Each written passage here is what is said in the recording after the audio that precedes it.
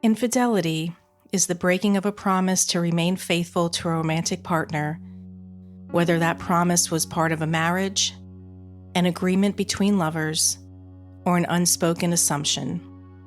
As unthinkable as the notion of breaking such promises may be at the time they are made, infidelity is common, and when it happens, it raises the following questions. Should you stay? Can trust be rebuilt? Or is there no choice but to pack up and move on? Most people are aware of the cost of cheating in a relationship, particularly in a marriage. Betrayal can lead to divorce and parental disruption, and infidelity is a predictor of depression, anxiety, and domestic violence. Yet, many stray anyway, prompting the question, why? In surveys of people who have been unfaithful, they cite falling out of love, seeking variety, and feeling neglected were the top reasons for being unfaithful. Even though men have always been more likely than women to cheat, 10 to 15% of women cheat on their husbands.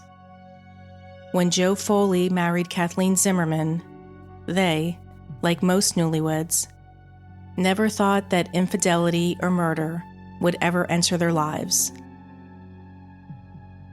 But on a summer night, midweek, in July of 1998, it did. 36-year-old Joe Foley was found shot in bed. With very little clues, the case went unsolved for 15 months, until a certain article of clothing defeated the killer's efforts to get away with murder. You're listening to Departed in Pennsyltucky, Backward Shorts, the case of Joseph Foley.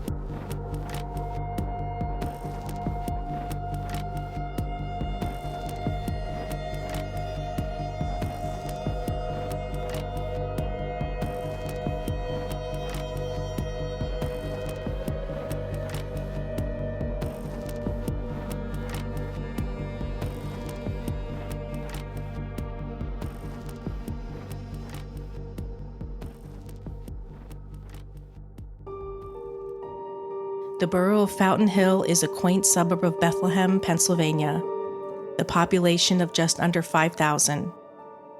It was once a tiny village, home to the Lenape Indians. The name Fountain Hill came from Tinsley Jeter, who purchased the Fontainebleau estate in 1866. The French word fontaine is fountain in English, and the Fontainebleau mansion occupied a beautiful portion on the slope of the Lehigh Hill, where there were springs of water flowing from the hill. Over the years, Fountain Hill has maintained its small-time feel, where the quality of life of its residents flows from their dedication to church, education, and family life. The people of Fountain Hill love their little community and take pride in proclaiming its motto, "It's a thrill to live on the hill." 1308 Moravia Street was a 2,041 square foot single-family home located at the top of Fountain Hill. Sitting high on a corner lot, the Moravia Street home was purchased for $85,000 in June of 1984 by Joe and Kathleen Foley. Joe Foley, sometimes called Joey for short, enjoyed taking care of others.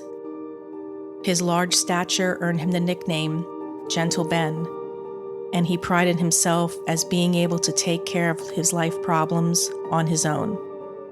Joe's father, also named Joe, lost his father at the age of 7, and he grew up in an orphanage outside of Philadelphia.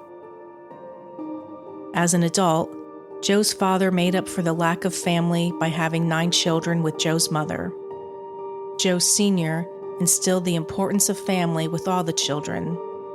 Joe Sr. affectionately called the younger Joe his right-hand man because of his son's dependability. In 1989, Joe met Kathleen Zimmerman when she moved to Bethlehem from Origsburg, Pennsylvania, to take a job as a psychiatric aide at Allentown State Hospital. At the time, both Joe and Kathleen were there for each other, Kathleen providing Joe with companionship, and Joe providing Kathleen with stability, companionship, and guidance, almost acting as a father figure to Kathleen. Coming from a family where roots run deep and heritage is honored, Joe wanted to propose to Kathleen on St. Patrick's Day. To help facilitate this, Joe asked his cousin to order an emerald and diamond engagement ring with a matching band from Ireland. With Joe, the valuable life lesson that his father taught him stuck, and Joe Sr. was thrilled when he and Kathleen married.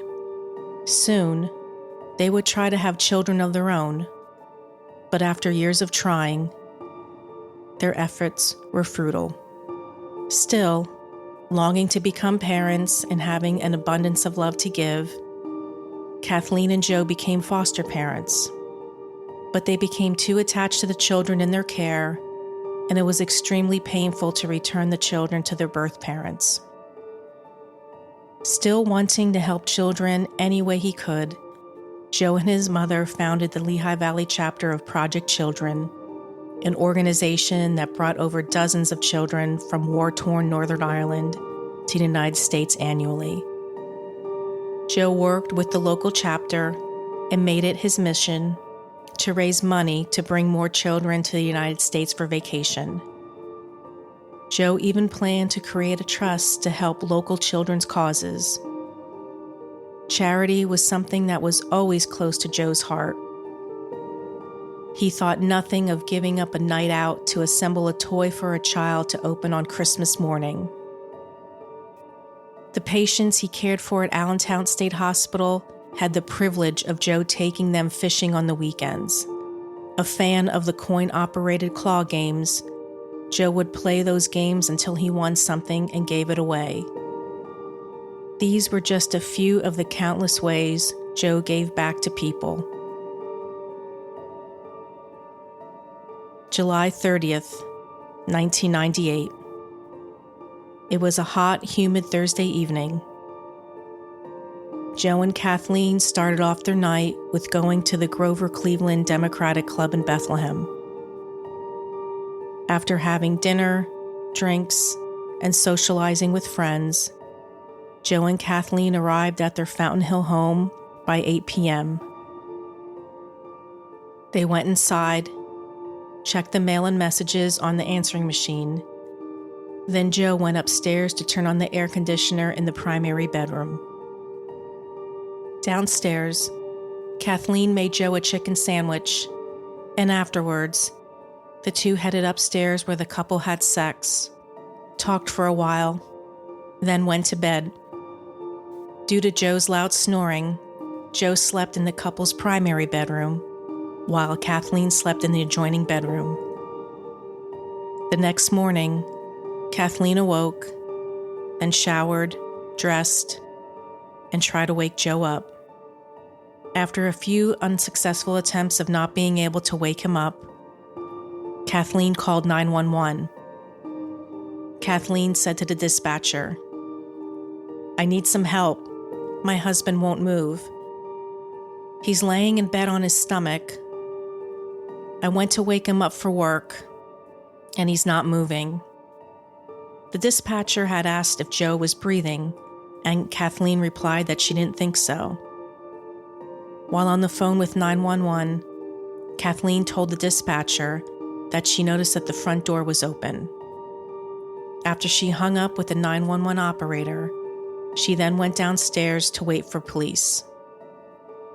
At 5:54 a.m., Bethlehem police officer Edward Buckman was the first to respond to the Moravia Street home, and it was there that Kathleen was outside and waiting on the porch.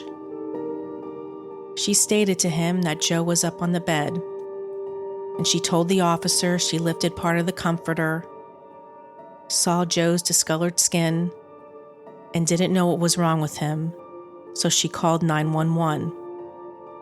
Officer Buckman then went upstairs to the primary bedroom while Kathleen waited downstairs. As he walked into the room, the officer noticed that a body was covered with a white comforter and a maroon pillow. He then lifted the bedding and saw Joe, wearing only a pair of gym shorts, lying face down on another pillow with blood coming from his right ear and a puddle of blood on the pillow. As Officer Buckman lifted the comforter even further, he saw more wounds on Joe's body, then replaced the bedding where he found it. All in all, Joe had been shot 4 times. Shortly after, more police arrived. They looked around the bedroom and noticed an empty money clip on the floor beside the bed. They also found a locked box in a nightstand that was covered in dust. It looked like it had been moved, although there were no fingerprints. It was then that Kathleen came upstairs and asked Officer Buckman what was wrong. Answering her, he said, "Not sure." He then asked her if there were any firearms in the house. She replied, "No. Why do you ask?" When asked if Joe had a gun, Kathleen said Joe used to have a gun, a 9mm pistol, and had gotten rid of it back in 1993 when they moved into the house. When initially questioned by police, Kathleen said she hadn't heard any gunshots or unusual noises during the night, and told detectives that a robber must have followed them home from the Grover Cleveland Club, where they were there the night before. She stated Joe had been flashing around a money clip containing $1,800. Afterwards, they came home around 8:30 from the club, had dinner, and went to bed. She added that around midnight, she went to the other bedroom to go to sleep because of Joe's loud snoring. The next morning, when she went to wake Joe, he was dead. She said she never heard any gunshots because the air conditioner was running. Looking at Joe's body, police knew that Joe suffered numerous gunshot wounds, and Kathleen's hands were tested for gunpowder residue, which came up negative. As they looked around, police noticed that the home was particularly dusty and hoped there might be some fingerprints found which might be used to identify Joe's killer. But police had very little to go on. No weapon, no witnesses, and very few clues. Detectives knew that they had a very difficult case on their hands. Maricide is the killing of one's own husband. It can refer to the act itself or the person who carries it out. It can also be used in the context of the killing of one's own boyfriend. Typically, when a spouse is murdered, police often look to the other spouse as a suspect. In over 75% of murders, the victim knows the killer. And in that group, nearly 30% are family members. Family dynamics are powerful, and usually intense love, resentment, and jealousy results in deadly violence. With Joe Foley's case, investigators naturally started with Kathleen, and with that, the following day, July 31st, 1998, Kathleen voluntarily came down to the Bethlehem Police Department and gave the taped statement to a state police investigator.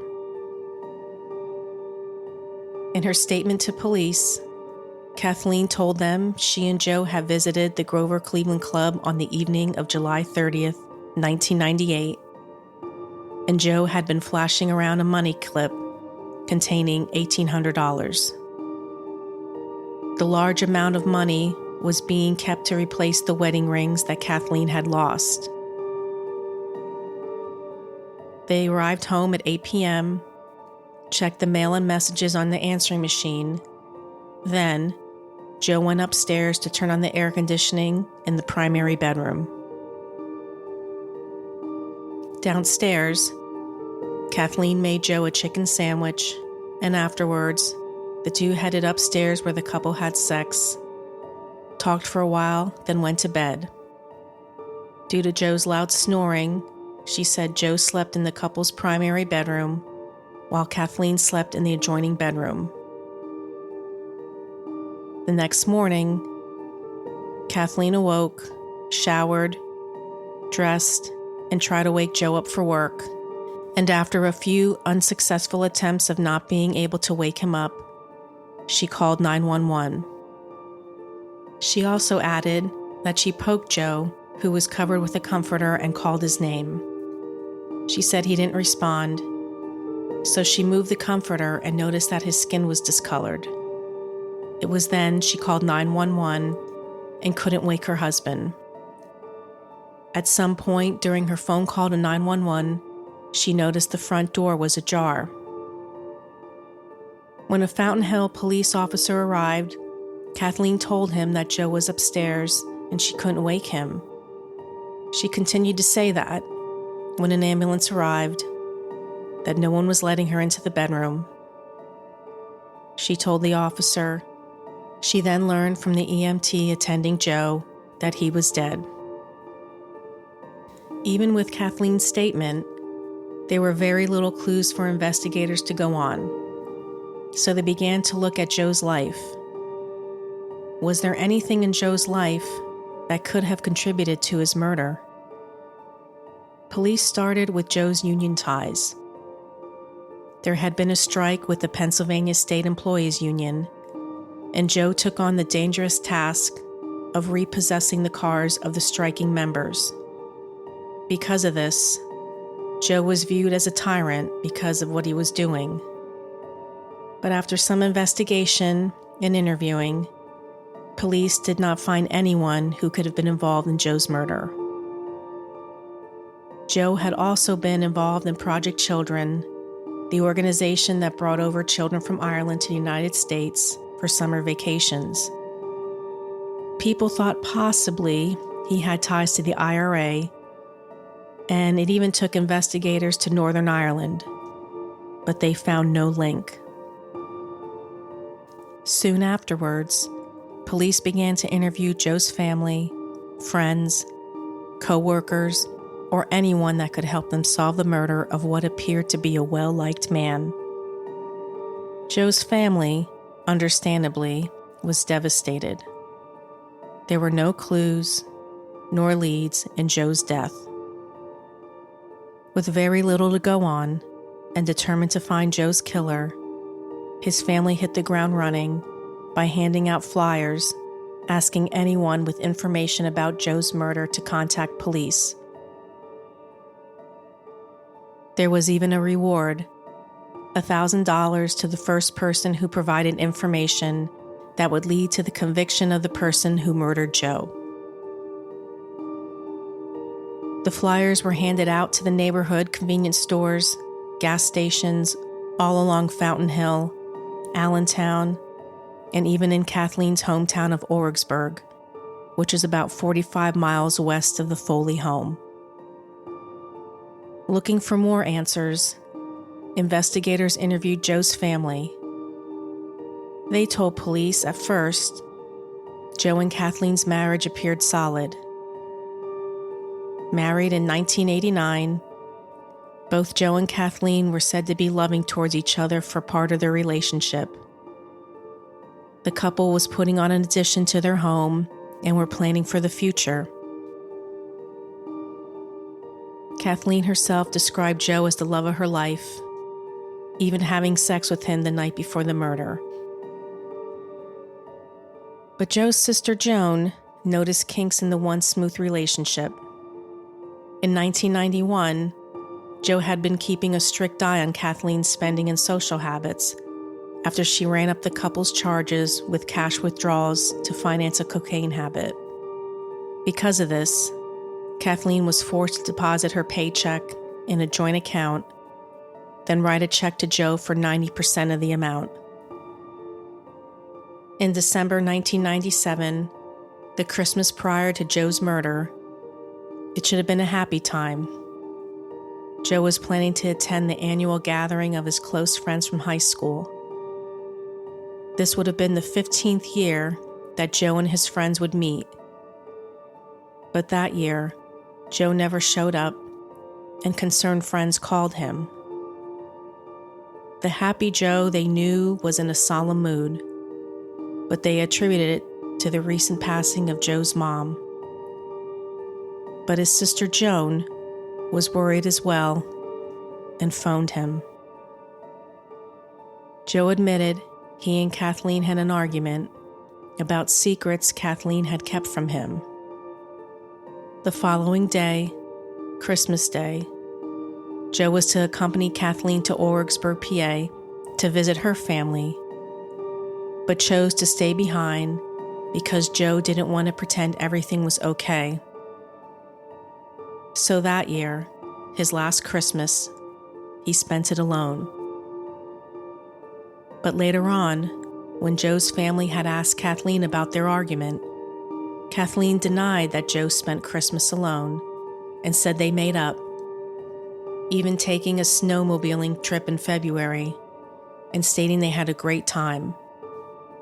And then, Kathleen's co-workers at Allentown State Hospital added to Joan's story, but a bit different and a bit more shocking. Kathleen was in love with another man besides Joe. His name? George Fleming, a housekeeper at Allentown State Hospital where both Joe and Kathleen worked. Co-workers told investigators that Kathleen was having an affair with George and basically flaunted the relationship, saying she wanted nothing to do with Joe. Kathleen told co-workers that she and George had sex at her house while Joe was in Ireland, at George's house when his wife was away, and at the state hospital while they were working. Kathleen also had a part-time job at JCPenney, and one of her co-workers at JCPenney told investigators that George would visit Kathleen while she was working, and she often would shower George with gifts such as jewelry, clothing, as well as large amounts of money. At Allentown State Hospital, where both Kathleen and Joe worked, many of the employees saw Kathleen and George kissing and hugging, and that it was public knowledge to everyone they worked with. Kathleen was often heard saying she was head over heels in love with George, and she never loved Joe the way she loved George. According to Kathleen, Joe was becoming more controlling and distrustful of her, calling her marriage with Joe unbearable. Kathleen complained to other people about her relationship with Joe and how different George and Joe were. She said she could be herself with George. When her co-worker suggested marital counseling, she said Joe would never agree to that, and Joe would hurt George if he ever found out about the affair. And according to her co-workers, she was planning to leave Joe, and that 2 weeks before his death, she'd been apartment hunting. Even a former patient at the hospital told investigators that he heard Kathleen talk about having a gun in the house about a month before the shooting. He said he also heard her say that she and Joe were sleeping in separate rooms. And even though Joe had no solid proof that Kathleen and George were seeing each other, it didn't stop Joe from confronting George at work and told him to stay away from Kathleen. Around the same time, a family friend confronted Kathleen about the rumor, which Kathleen denied. When investigators dug a bit deeper, they discovered that while Joe was in Ireland in May of 1998, Kathleen cashed in over $1,000 in saving bonds. And not only did she give her lover George Fleming $1,000 for a down payment on a car, she also co-signed for the loan. Immediately, investigators focused their attention on the love triangle. And could there be a possibility that George might have had something to do with Joe's murder? Surely, it's not uncommon for the lover of a married spouse to be involved in such a crime. So having George Fleming as a suspect was not viewed as being unusual. When investigators finally got around to interviewing George Fleming, initially, George wasn't forthright about his relationship with Kathleen and everything that he did that night of Joe's murder. George told police he only had a casual relationship with Kathleen, but later, he admitted it was far more. He said they had sex wherever it was convenient, including at the state hospital. He went on to say he was in the Foley home when Joe wasn't around and did not know who killed Joe. As far as his alibi, the night of Joe's murder, George was working a second job at a beverage company and punched out at 9:02 p.m. He went to the Allentown home of another married woman with whom he was having an affair with and spent time with her at a park. Afterwards, he went home and he and his wife went to a pizza shop. They stopped somewhere to buy marijuana, went home, and stayed there. Two of Joe's friends told investigators that on the night of Joe's murder, they phoned Joe around 10 p.m. Kathleen had answered and told them Joe was asleep and too drunk to take their calls. But when police reviewed the toxicology report, it showed that Joe would not have been drunk at the time the friends tried to phone him. Police questioned witnesses at the Grover Cleveland Club who saw Joe the night of July 30th, 1998. They said they watched him pay for drinks, and they said he didn't have a money clip, and he didn't flash any substantial cash. And what about any physical evidence found at the crime scene? As mentioned before, Kathleen's hands were tested at the scene for gunpowder residue, which came up negative. But investigators attributed the lack of gunpowder residue on Kathleen's hands due to the fact that she took a shower after the murder. However, Kathleen's nightgown was tested for gunpowder residue, and it was determined that it was found on her nightgown as well as the bedding. And as far as the firearm that was used to kill Joe, on the day that Joe's body was found, police discovered a cabinet in the primary bedroom that held a metal lockbox. This particular cabinet had been dusty, and from that, police were able to determine that the box had been moved recently. Marks that appeared to be in the shape of fingers were found in the dust on top of the box. Inside the metal box was a rag with gunpowder residue. Based on evidence of dust in clear areas around the box, prosecutors believed it had been moved and had contained Joe's missing 9mm pistol, the gun that Joe owned, the gun that Kathleen said Joe had sold years before.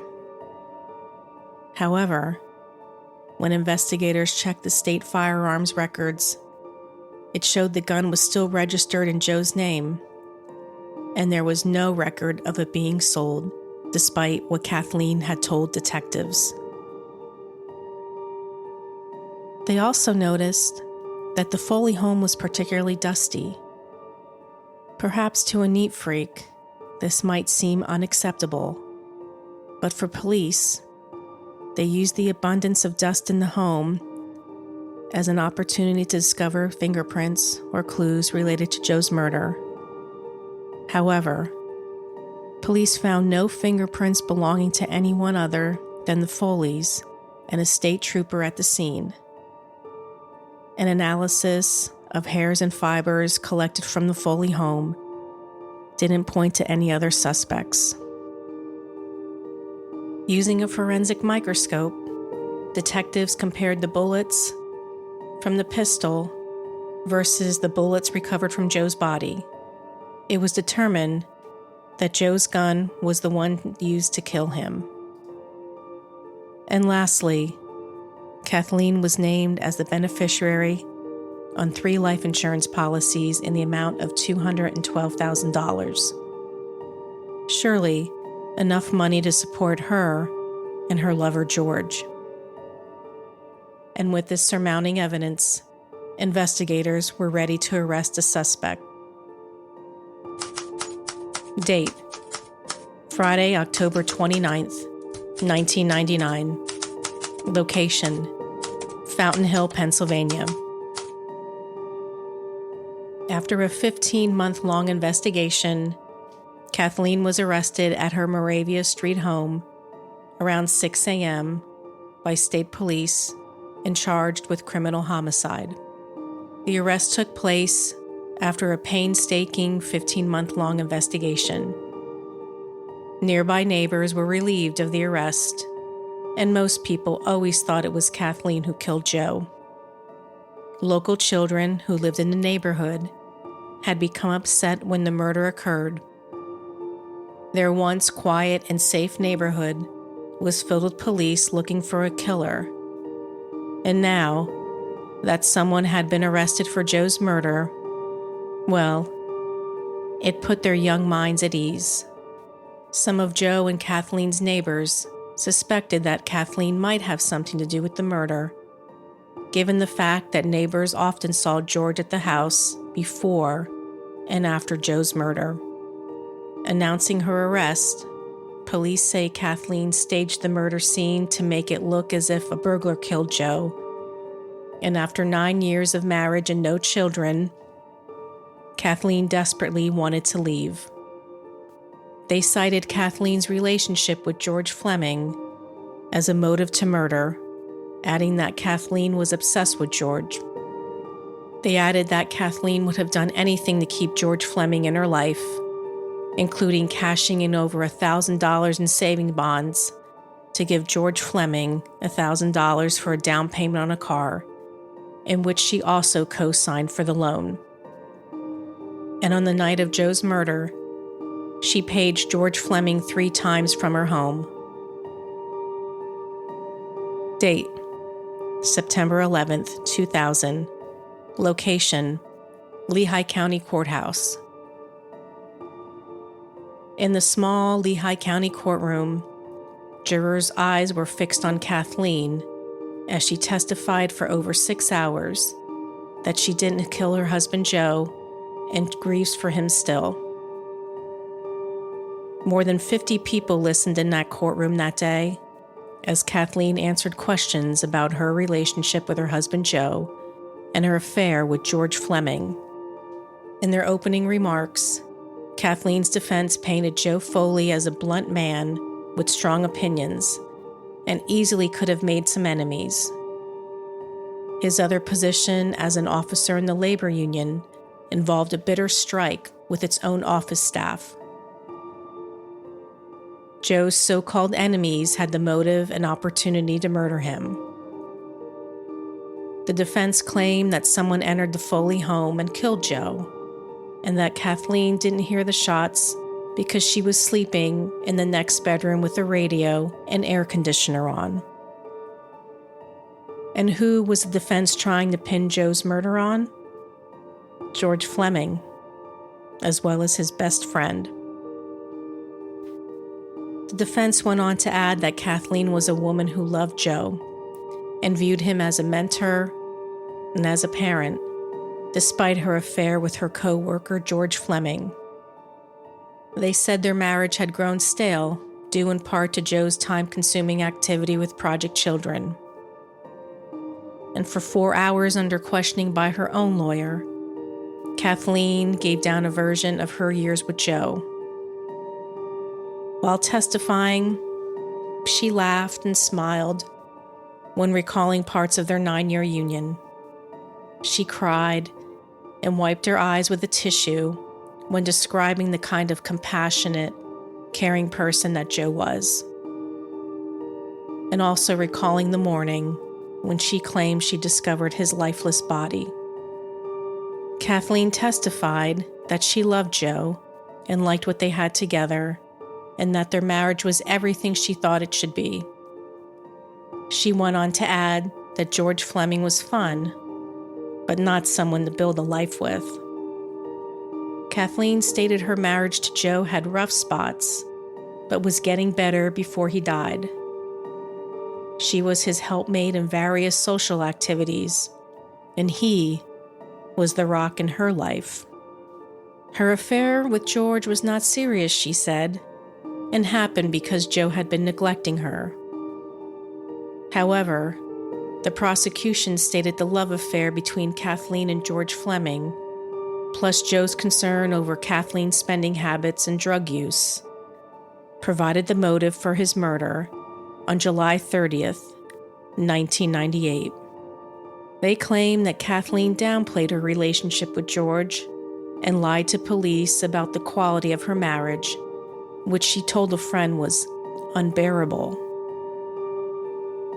Prosecutors alleged that Kathleen used Joe's gun, a 9mm semi-automatic, and fired 4 shots at him while he slept. 2 of the bullets entered his brain. The other 2 were found in the bedding. Afterwards, investigators alleged that Kathleen left the house to discard the weapon. Despite an extensive search of a wooded area close to the house, riverbanks, under bridges and sewers, the murder weapon was never found. When the prosecutor asked Kathleen if she had killed Joe, she replied, "Absolutely not," and insisted she was not involved in Joe's murder, nor did she hire anyone to kill Joe. Kathleen said co-workers were lying when they testified about how unhappy she was with her marriage and how deeply in love she was with George. Kathleen admitted that she lied about her affair with George, which started in the fall of 1997 and continued up until Joe's death. But she added that 10 days after Joe's murder, Kathleen and George resumed their affair and kept it going until her arrest in October of 1999. When the prosecution asked Kathleen why, if the affair was so casual as she claimed, then why did she risk so much for George Fleming, as well as risk getting pregnant, which she claimed she was, to George shortly after Joe's murder? Kathleen was also asked what she thought a proper mourning and grieving period was. Reason being is that neighbors testified that George was at the Foley's home shortly after Joe's death. She answered that she was still grieving and admitted that after Joe had died, she had not thought it was risky bringing George Fleming into her home so soon after Joe had died, and yet adamantly denied shooting Joe. When it was time for George Fleming to take the stand, he knew his testimony would be rough. Both sides felt that George himself could be responsible for the murder of Joe. George initially lied to police about his affair with Kathleen, remember, and his whereabouts the night of Joe's murder, and the fact that Kathleen had paged him 3 times that night. But later, he admitted the affair and where he was that night. On the stand, George said the affair started about a year before Joe's death, and he continued to see Kathleen up until her arrest. At the time of her incarceration, he would visit her in prison 3 times a week. George testified that he and Kathleen had sex wherever and whenever possible, at the Foley marital home when Joe was away, at George's house when his wife was at work, and in their vehicles at the Allentown State Hospital where they both worked. Kathleen complained about Joe to George about her lack of financial and social freedom. She also told George she was thinking of leaving Joe, and if she did, she would lose all marital property. On the night of Joe's murder, George stated he was at his second job at a local beverage company and punched out by 9 p.m. He then went to the Allentown home of another married woman who he was having an affair with and spent time with her at a local park. Afterwards, he went home and he and his wife went to get some pizza, buy some marijuana. He said they went home and stayed there. George was asked by the prosecution if he knew that Kathleen had told state troopers she was pregnant with his child, and he said yes, that after Joe's murder, Kathleen told him she might be pregnant with his child. Both the prosecution and the defense agreed that Kathleen showered George with lavish gifts such as clothing, exercise equipment, and that $1,000 down payment on a car that Kathleen co-signed for. However, the defense felt it would have been convenient for Joe to be out of their lives, and George would become afraid when Kathleen's finances dried up. George, who happened to be black, denied having a contest with his best friend on how many women they could have sex with and that he only wanted rich white women to give him money.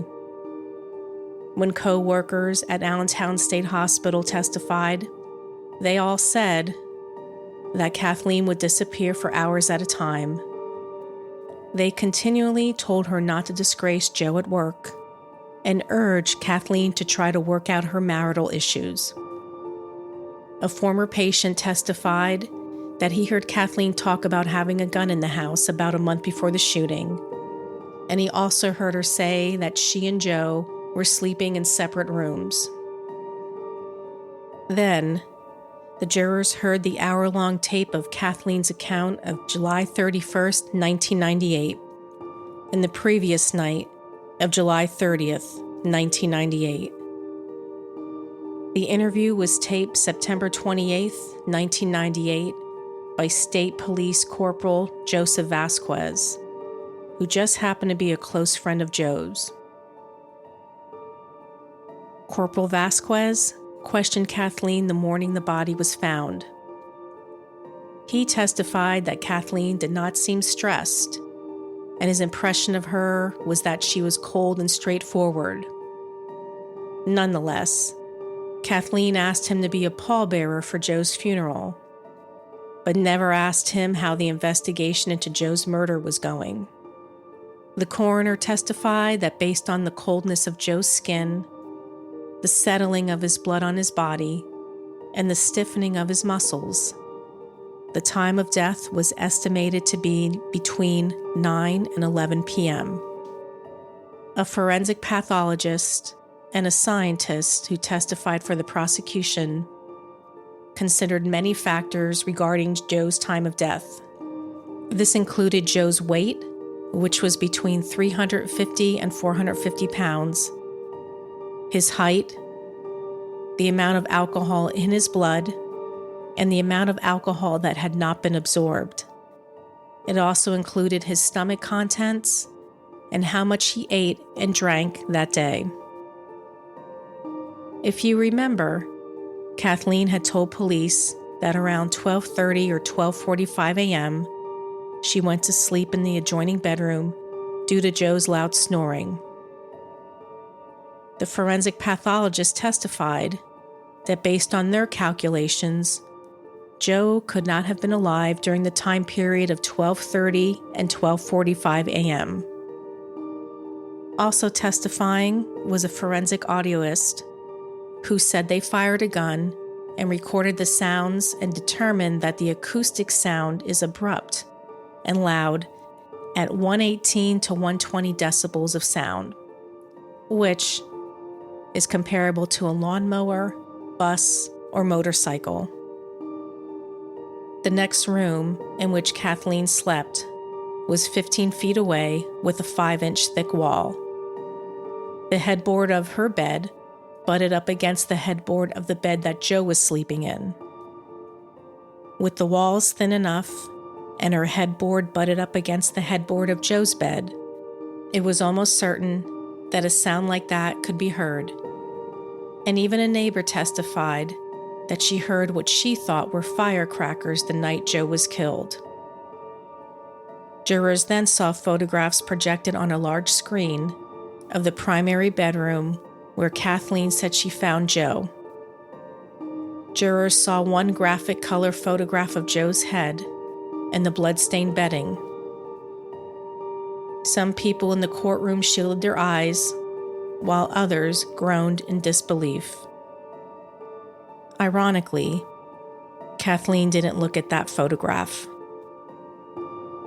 And finally, what exactly was the final piece of evidence that helped the prosecution's case? Well, it was Joe's gym shorts, his usual night attire. When police found him, his shorts were on backwards and not pulled up all the way.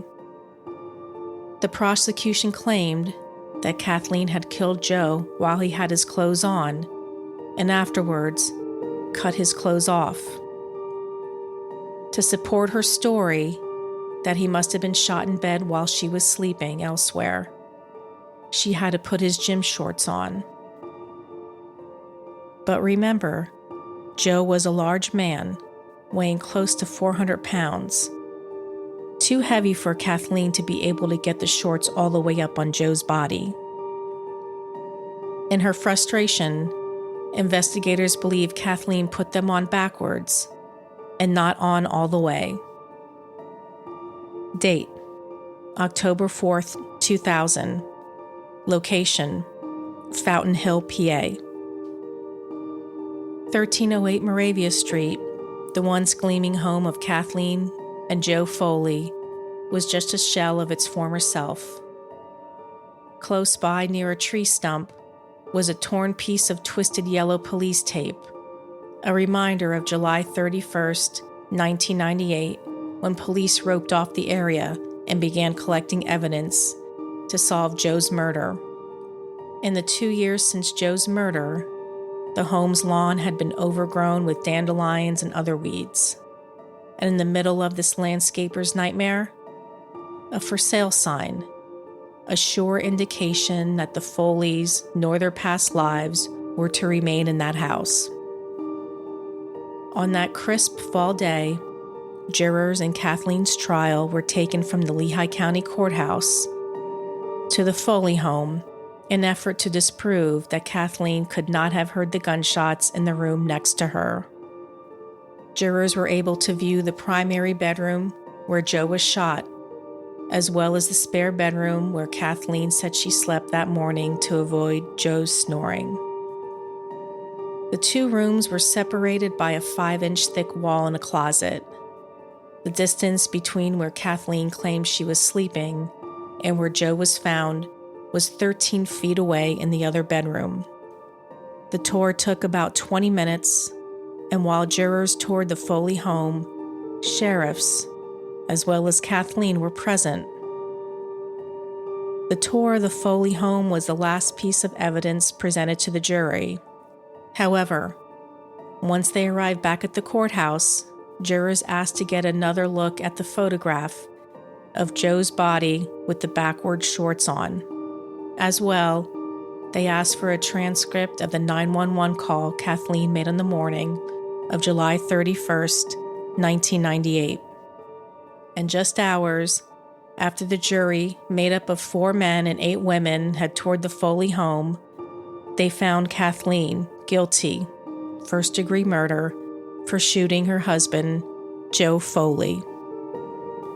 As the guilty verdict was read, there was an outburst of emotion from more than a dozen family members and friends of Joe, who clapped, cheered, hugged, cried tears of relief, happiness and sorrow at the verdict, which was reached after 3 hours of deliberation and a 13-day trial. Her face expressionless, Kathleen showed no emotion as she looked at the jurors, who were polled individually about their verdict by the defense team. Kathleen's mother, sister, brother, and cousin, who were in attendance at her sentencing, said nothing as they left the courtroom. The victims' family members thanked and hugged members of the prosecution and investigators, including State Police Corporal Joseph Vasquez, who not only investigated the case, but had lost his friend Joe Foley, who was like a brother to him, and also Kathleen, who he also considered a friend. And within a few weeks, after she was found guilty of murdering Joe, a judge sentenced Kathleen to life in prison. At her sentencing, family members of Joe filled the Lehigh County courtroom and expressed a range of emotions from grief to anger to guilt. Joe's family tried to convey how much he meant to them and how much hatred they felt for Kathleen, who killed him after she had been welcomed into their family. Siblings of Joe described their deep sorrow and the loss of their brother, who they described as a big man with a big heart. He loved children and spent his spare time working with local charities. Joe's family read statements from family who were unable to be in court. One of Joe's sisters, Jean, read a letter her daughter wrote to Joe, and she ended the letter by saying, "I hope heaven is wonderful." Family members told the judge they would not call Kathleen by her married name and would refer to her by her maiden name, Kathleen Zimmerman, because she wasn't worthy of carrying the Foley name. They also expressed their guilt at not being able to protect their Joe from Kathleen and feeling helpless and not being able to prevent his death, and also their confusion over what they should tell their children about their uncle and their aunt. They added that Kathleen didn't act like the grieving widow at the funeral, nor at the gravesite, and was smug during the trial. They said she didn't shed a tear for Joe or show an ounce of compassion or remorse. They said they gave their love to their brother's wife, and so much had been taken from them. And for that, they will never forgive her. Kathleen served her sentence at Muncie State Prison near Harrisburg, Pennsylvania, up until her death in 2016.